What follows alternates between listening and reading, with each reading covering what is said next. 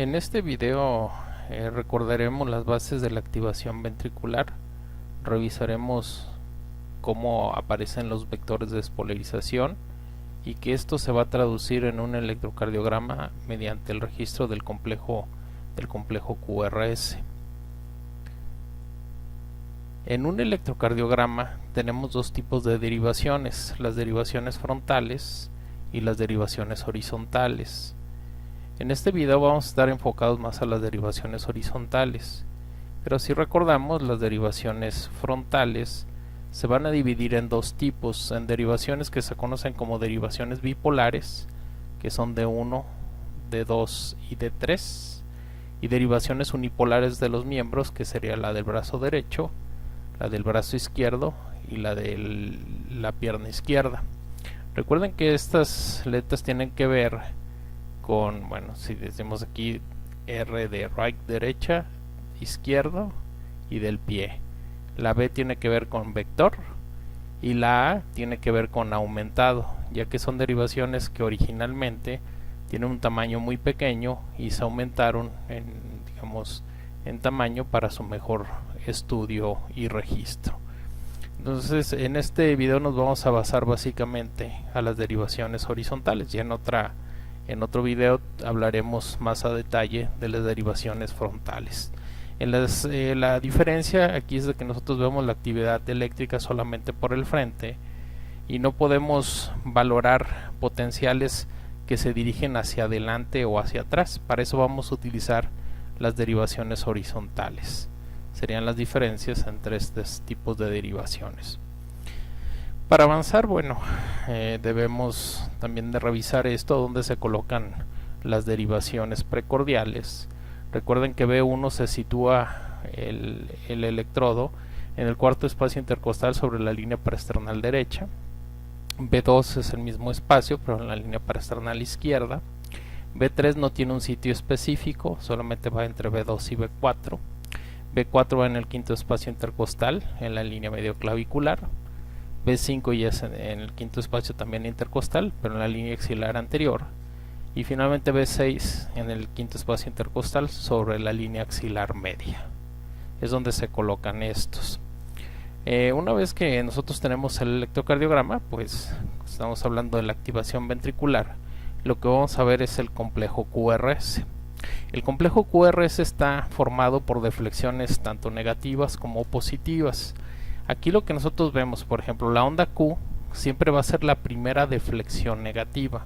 O sea, la onda Q siempre debe estar antes de la positiva. La onda R es la única deflexión positiva de este complejo. O sea, si hay algo positivo en un complejo QRS, pues es la onda R. No hay R's negativas, debe ser positiva. Y la onda S siempre va a ser una deflexión negativa, pero va a ir por delante de la positiva. Entonces sería la diferencia. O sea, la Q debe ser antes de la positiva, la S después de la positiva, y la única positiva sería la onda R. Ahora, de aquí podemos distinguir diferentes morfologías del complejo QRS. Aquí ven varios ejemplos. Aquí estamos viendo un complejo que tiene una Q, una deflexión negativa, la positiva, que sería la R, y una negativa después de la positiva, que sería la S. Si ustedes ven la manera en que se describen, tiene Q minúscula, R mayúscula, S minúscula. Esto depende del tamaño de las deflexiones. Si la deflexión es pequeña, se denomina con minúscula. Si es grande, será mayúscula. Y aquí también es pequeña, sería minúscula. Si vemos este ejemplo, aquí no tenemos nada negativo al inicio, es positiva y luego negativa. Entonces aquí sería R y lo que le sigue es S. No siempre se van a ver las tres. Recuerden que la onda Q en un electrocardiograma normalmente es muy pequeña. Si es grande, como vemos aquí, o sea, normalmente no abarca menos de un tercio de la onda R. Si es más grande, bueno, sería significativa y se denominaría aquí con mayúscula, como vemos aquí el ejemplo. Aquí tendríamos negativo Q, positivo R y no tenemos S, sería un complejo QR. Si solamente fuera negativo, como lo vemos aquí, se denominaría como QS. Aquí en este ejemplo, una R pequeña, una S más profunda, más grande, R minúscula, S mayúscula, iguales RS.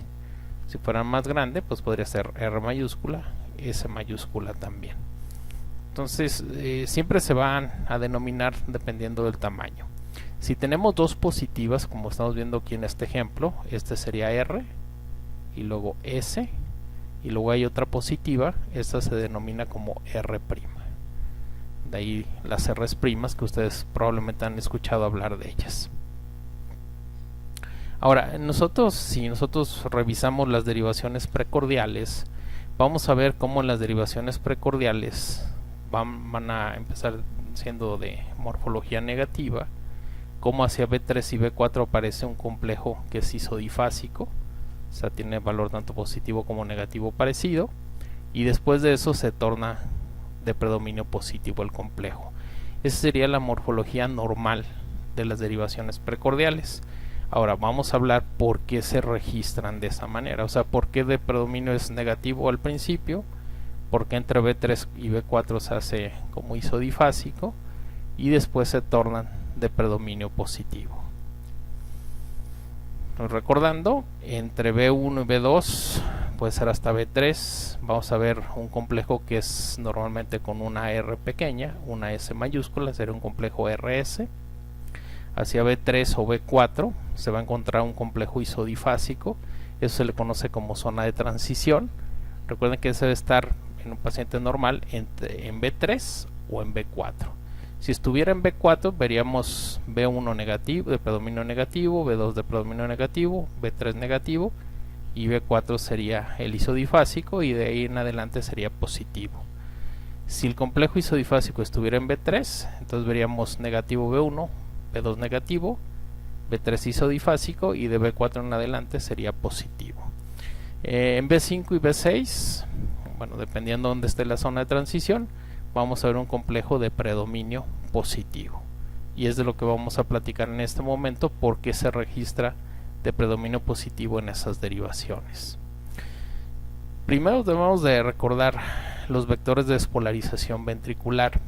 Hay varios vectores, pero los que se distinguen de manera regular en un electrocardiograma son 4 vectores. Tenemos el primer vector septal, que se genera en la parte alta del septum interventricular. Tenemos el 2 septal, segundo vector septal.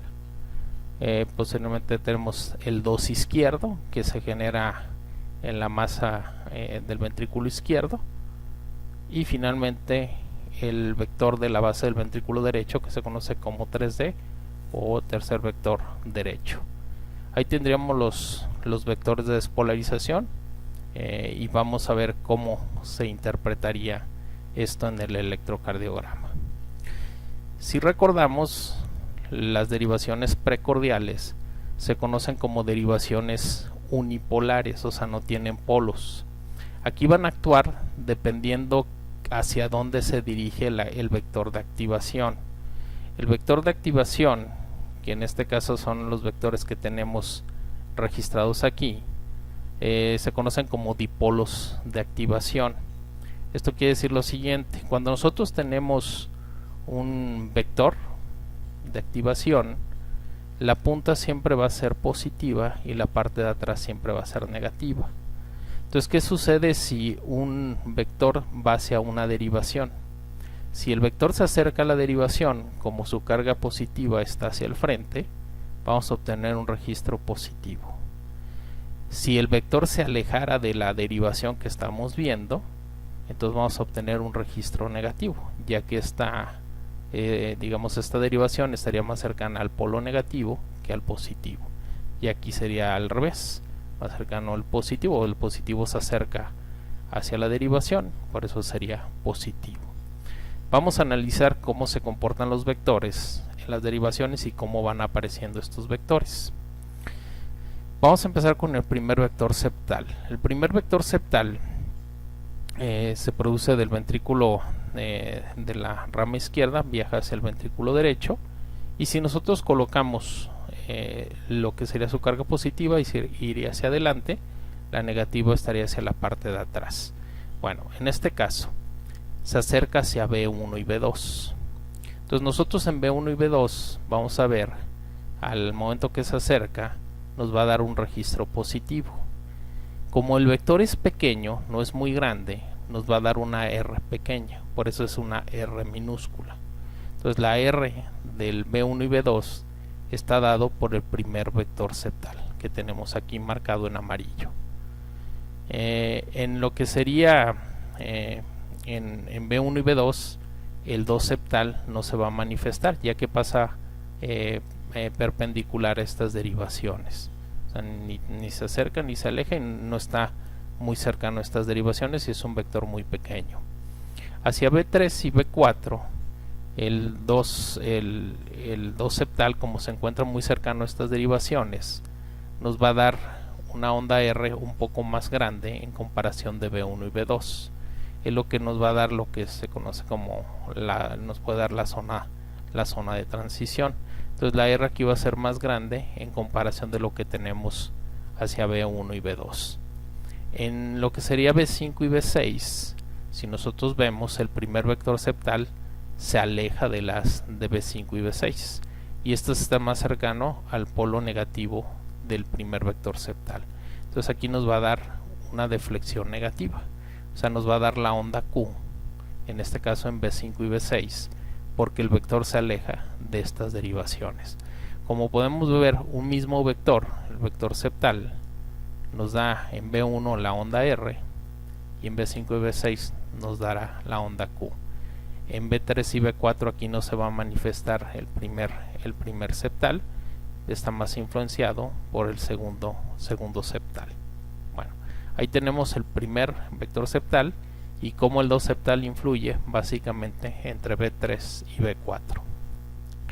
Cuando aparece el segundo vector izquierdo, que este es el más grande, el 2 izquierdo es aproximadamente 10 veces mayor en comparación del primer vector septal, por eso su registro va a ser mucho más grande. Vamos repasándolo también una por una. Si tenemos B1 y B2, este vector se aleja, entonces nos va a dar un registro negativo. Aquí, bueno, participa en lo que sería parte de la onda S, de lo que vamos a ver en B1 y B2. En B3 y B4 también es un vector que se aleja, aunque no se aleja, bueno, está un poco más perpendicular en comparación de B1 y B2, por lo cual no va a ser tan negativo, pero aquí participa en la formación de la S en B3 y B4. Hacia B5 y B6, como este vector se acerca, como el polo positivo está cercano hacia B5 y B6 y es un vector grande, nos va a dar la onda R de esta derivación. Entonces ahí tendríamos el 2 izquierdo. El último que va a aparecer es el vector de la base de despolarización del ventrículo derecho. En lo que sería B1 y B2, como también se aleja de estas derivaciones, aquí estamos viendo el polo negativo, es el que estaría viendo estas derivaciones, aquí nos va a completar la onda S. O sea, en B1 y B2, la onda S es la suma tanto del 2 izquierdo como el 3 derecho. Como ustedes ven, si tomamos nomás B1 y B2, hay un vector que se acerca, que es el primer septal, nos da la onda R. Y después de eso aparecen dos vectores, el 2 izquierdo y el 3 derecho, que se alejan. Aquí se suman y nos van a dar la onda S. Recuerden que el 2 septal en B1 y B2 no se va a manifestar. B3 y B4, habíamos dicho, aquí va a participar más el 2 septal, que nos va a dar la onda R, y después el 2 izquierdo se aleja, pero no se aleja tanto como en B1 y B2, nos va a dar negativo, pero sin ser tan negativo. El 3 derecho se aleja, pero es más pequeño, entonces aquí nos va a dar la onda S. Entonces esta es la suma del 2 izquierdo más el 3 derecho. ¿Qué pasa en B5 y B6? Habíamos comentado que el primero, como se aleja, nos va a dar negativo, el segundo se acerca, nos da positivo, y el 3 derecho se vuelve a alejar y nos va a dar la onda S. Entonces aquí tendríamos la onda Q, primer septal, la onda R, 2 izquierdo, y la onda S corresponden al 3 derecho. Ahí tenemos por qué la morfología inicia siendo negativa. Hacia B3 y B4 aparece lo que se conoce como zona de transición. Repetimos, debe estar en B3 o B4 el complejo isodifásico, y de ahí, después del complejo isodifásico, el complejo se va a hacer de predominio positivo. Y ya estamos viendo que es porque el 2 izquierdo, que es el más grande, se va a acercar más a esas derivaciones. Entonces ahí tenemos lo que serían los vectores de despolarización. Nuevamente vemos aquí los complejos, como inicia siendo de predominio negativo en este caso, como aquí se va haciendo más positivo porque se está acercando más a donde se produce el 2 septal, y después de la zona de transición, que en este caso estaría en B4, los complejos se tornan de predominio positivo. En ocasiones el primer septal puede ser tan pequeño que casi no se ve, como aquí casi no vemos onda Q. Entonces podemos ver complejos RS en B5 y B6 o QRS, pero con Q siempre muy pequeñas. En este caso, en las derivaciones precordiales, las ondas Q pues serían muy pequeñas. Ya sea B1 y B2, hacia estas derivaciones pues no va a haber una deflexión negativa, porque el primer vector es el que aparece primero, se va a acercar a esas derivaciones. Esperemos haya quedado claro y que esto les ayude a comprender mejor por qué se forma el complejo QRS, cómo el complejo QRS está formado por el conjunto de del estudio de varios vectores de despolarización, en este caso los vectores de despolarización ventricular. Les agradezco mucho su atención y bueno, espero más adelante, en poco tiempo, poder compartir más material con ustedes. Les agradezco mucho, muchas gracias.